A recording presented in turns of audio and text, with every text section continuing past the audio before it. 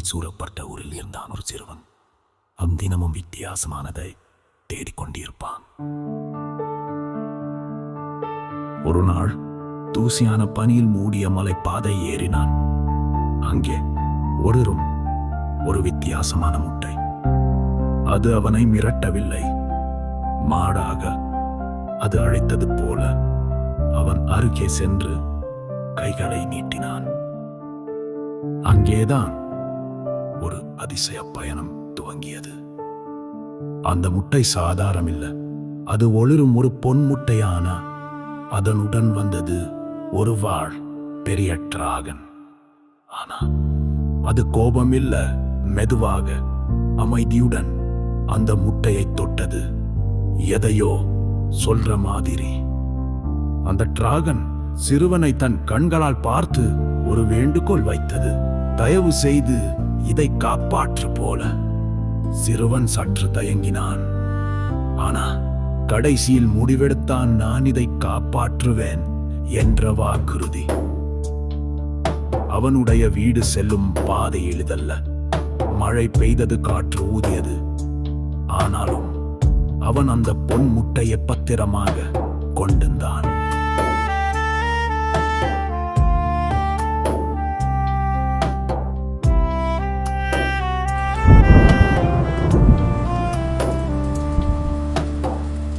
வீட்டில் அதை ஒரு பெரிய ரகசியமாக வைத்தான். கட்டிலு கீழே மெத்தைக்குள் மறைத்து. ஆனால் கிராமத்தில் அங்கே ஒரு உணர்ச்சி பரபரப்பு. யாரோ ஒரு விலை மதிப்பில்லா பொருளை தேடுகிறார்கள். அந்த முட்டை மெதுவாக அசைந்தது. ஒரு ஒளி வந்தது. ஒரு இரவும் சிறுவன் கண் மூடாமல் அதை கவனித்தான். ஆனால் வேட்டையாடிகள் வந்து விட்டார்கள். இருண்ட ஆடையில் உரிய கண்களுடன் சிறுவன் முட்டையுடன் ஒரு மூலையில் ஒளிந்தான். இறுதியில் எவருக்கும் தெரியாமல் அவன் ஊரை விட்டு பயமானான்.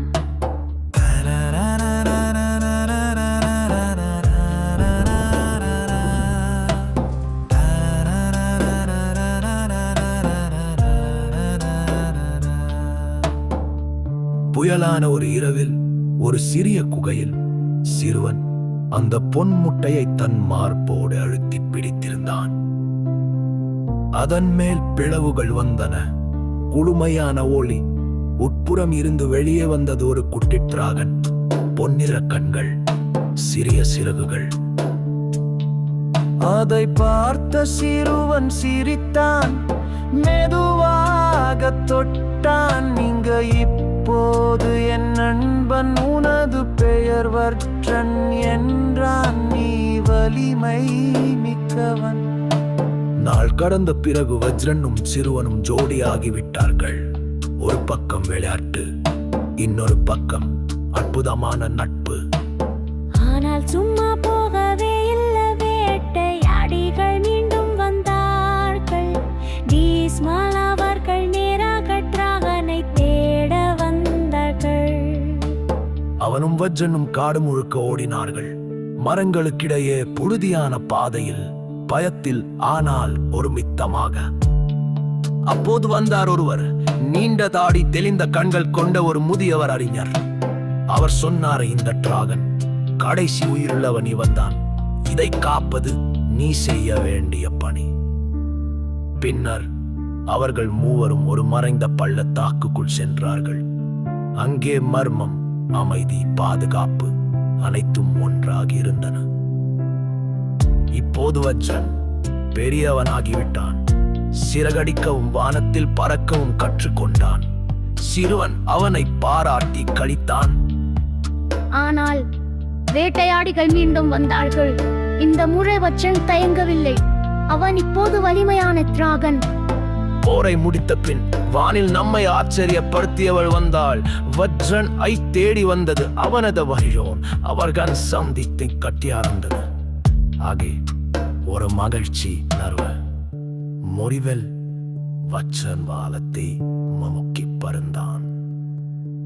சீலன் கீந்த தாழ்த்தபடி மெதுவாக சொன்னான், நான் என் வாக்குறுதியை காப்பாற்ற